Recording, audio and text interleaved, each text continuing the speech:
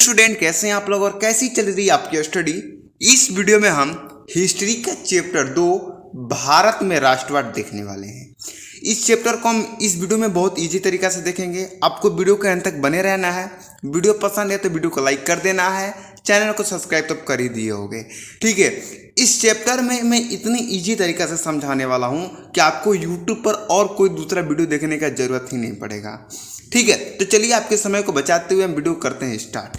देखिए, चैप्टर का नाम हमारा भारत में राष्ट्रवाद है। ये राष्ट्रवाद का अर्थ क्या होता है मैंने चैप्टर 1 में ही समझा रखा है। यदि आपने चैप्टर 1 यूरोप में राष्ट्रवाद नहीं पढ़ा है तो उसका लिंक डिस्क्रिप्शन में है, आप जाकर उसे भी पढ़ सकते हैं। ठीक है, अब देखिए भारत में राष्ट्रवाद, इसके पहले मैं कुछ आपको बताना चाहता हूँ इस चैप्टर के कुछ फैक्ट्स। जैसे यहाँ पर लिखा हुआ है कि आज भारत एक स्वतंत्र राष्ट्र है, यानी कि आज हमारा भारत स्वतंत्र है, लेकिन इससे पहले ब्रिटिश का शासन था। स्वतंत्र 1947 से पहले क्या था? ब्रिटिश का शासन था। जैसे कि आप जानते हो कि अंग्रेज जो थे हमारे देश पर शासन किए थे, वही बात है। भारत का इतिहास बहुत पुराना, यानी कि भारत बहुत पुराना देश है। यह अंग्रेजी शासन के पहले, यानी कि यह जो अंग्रेजी शासन था उसके भी पहले बड़ी शक्तिशाली और विकसित देश था। यानी कि अंग्रेजी शासन के पहले क्या था? ये बहुत बड़ी शक्तिशाली और विकसित देश था। ठीक है, लेकिन परंतु ब्रिटिश सरकार ईस्ट इंडिया कंपनी बनाकर आई और कब्जा करने लगी। जो अंग्रेजी सरकार थे, ब्रिटिश सरकार थे, अंग्रेज को ही ब्रिटिश सरकार हम बोलते हैं। ठीक है, तो जो ब्रिटिश सरकार क्या की कि ईस्ट इंडिया कंपनी के नाम से एक कंपनी लेके आई इंडिया में कि मैं आपके इंडिया में बिजनेस करूंगी, और आई वो तो कंपनी व्यापार के माध्यम से आई थी, लेकिन उसने क्या करने लगा? कब्जा करने लगा। यही बात है। तो कैसे कब्जा हुआ, कैसे हमारा देश आज़ाद हुआ, सारे विषय के बारे में इस चैप्टर में हम पढ़ने वाले हैं। तो दिल थाम के बैठ जाइए, क्योंकि चैप्टर बहुत ही मनोरंजन चैप्टर है।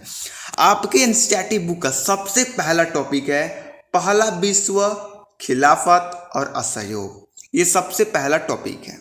ठीक है, ये पहला विश्व, पहले लिखिए कि प्रथम विश्व युद्ध की शुरुआत 1914 में हुआ था। अच्छा, विश्व युद्ध के मतलब आप समझते हो क्या होता है?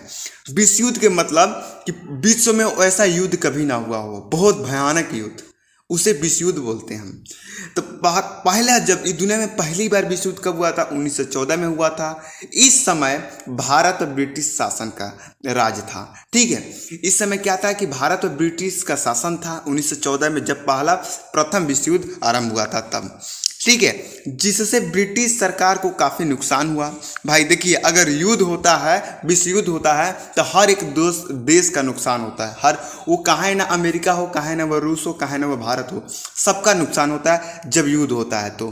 ठीक है, इसकी भरपाई करने के लिए कर्ज लिए गए। अब कोई भी देश का नुकसान होगा तो वो अपने देश को भरपाई करने के लिए दूसरे देश से क्या करेगा? कर्ज लेगा। ठीक उसी प्रकार ब्रिटिश सरकार ने क्या ली? कर्ज ली। सीमा शुल्क बढ़ा गया, यानी कि ब्रिटिश सरकार ने सीमा शुल्क बढ़ा दिया। अब सीमा शुल्क, ये इसका अर्थ क्या है मैं बता दूं कि आप किसी भी देश में बिजनेस करने जा रहे हो या व्यापार करने जा रहे हो तो आपको वहाँ पर टैक्स देना पड़ता है। टैक्स, समझ रहे हो? टैक्स वही है सीमा शुल्क, यानी कि टैक्स बढ़ा दिया गया, जिससे भारतीयों को बहुत सारी समस्या हुई। जितने भी भारतीय व्यापारी थे उनको क्या हुई? समस्या बहुत हुई। अब देखिए क्या हुआ कि 1913 से 1918 के बीच वस्तुओं की कीमत दोगुनी हो गई। यानी कि 1913 और 1918 के बीच वस्तु जितने भी थे उनकी महंगाई बढ़ गई, दोगुनी हो गई। गांव में जबरन भर्ती कराया गया। क्या चीज़ में? सेना में जबरन भर्ती कराया गया। भाई युद्ध है तो युद्ध में सैनिक मराएंगे तो और सैनिक की जरूरत पड़ेगी, इसीलिए जबरन भर्ती कराया गया।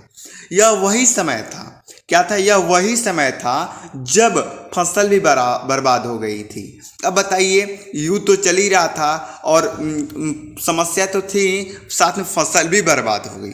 ठीक है, जिससे खाने की सामग्री में भारी कमी आई। अब जब फसल ही नहीं उगेगी तो खाने की सामग्री में भारी कमी आएगी ही भाई। उसी समय फ्लू की महामारी फैल गई। अब देखो, फ्लू की महामारी, बीमारी फैल गई। जैसे हमारा कोरोना वायरस फैला था, ठीक उसी प्रकार फ्लू की महामारी फैल गई। इस महामारी से लगभग 120 से 130 लाख लोग मारे गए थे। 120 से 130 लाख लोग क्या हो गए, मारे गए थे।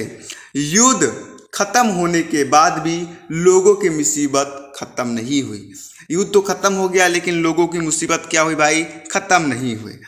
अब देखिए आपके एनसीईआरटी का अगला टॉपिक है सत्याग्रह का विचार। ठीक है, ये सत्याग्रह क्या होता है इसे हम पहले जानते हैं। यहाँ पर मैंने लिख रखा है, पहले मैं इसे बता देता हूँ कि महात्मा गांधी 1915 में दक्षिण अफ्रीका से भारत लौटे।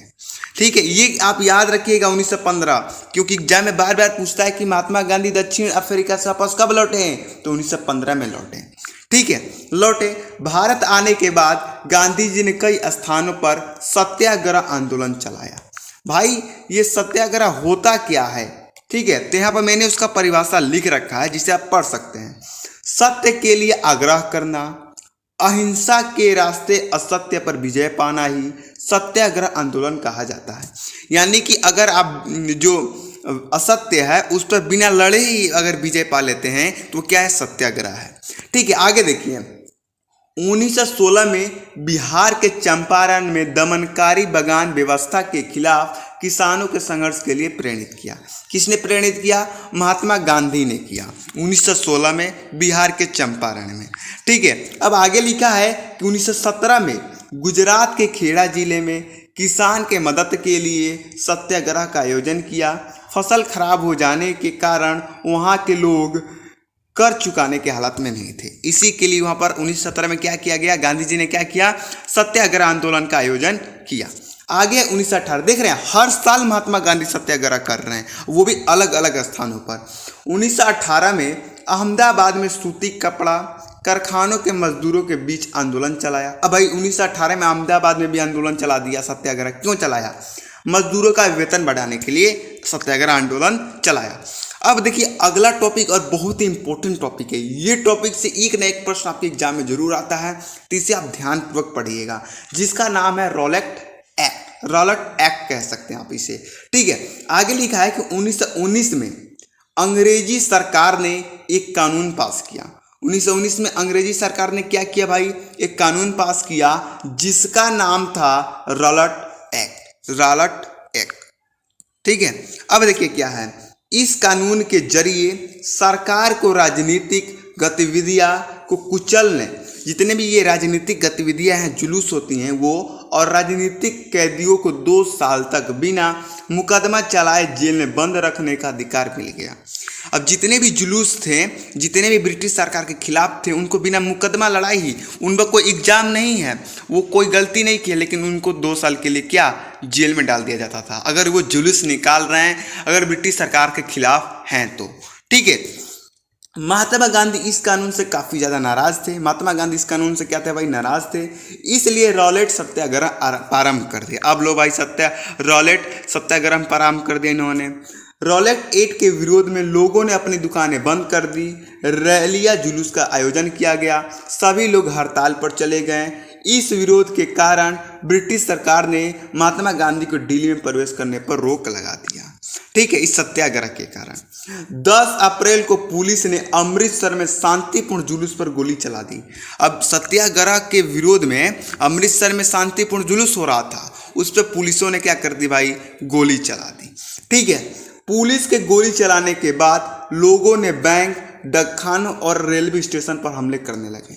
गोली तो पुलिसों ने चला दी, लेकिन बाद में लोगों ने बैंक, डाकखानों और रेलवे स्टेशन पर हमले करने लगे, यानी कि तोड़फाड़ करने लगे। इस पूरी स्थिति पर काबू पाने के लिए अंग्रेजी सरकार ने लिए, यहाँ पर मैंने इंग्लिश में लिख दिया है, देखिए टाइपिंग करते समय बहुत ज़्यादा टाइपिंग करना पड़ता है तो गलती हो जाता है, इसके लिए सॉरी। ठीक है, मैं फिर से पढ़ के बता देता हूँ। इस पूरी स्थिति पर काबू पाने के लिए अंग्रेजी सरकार ने मार्शल लॉ लागू कर दिया। ये मार्शल लॉ क्या होता है भाई साहब, चलिए इसके बारे में बताता हूँ मैं।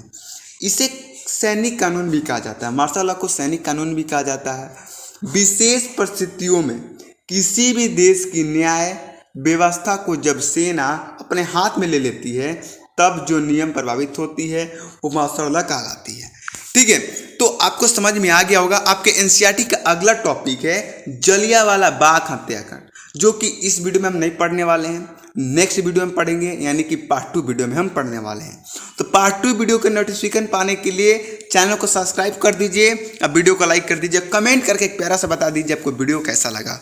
चलिए मिलता है अगली वीडियो में, तब तक जाने की इजाजत दीजिए। जय हिंद, जय भारत।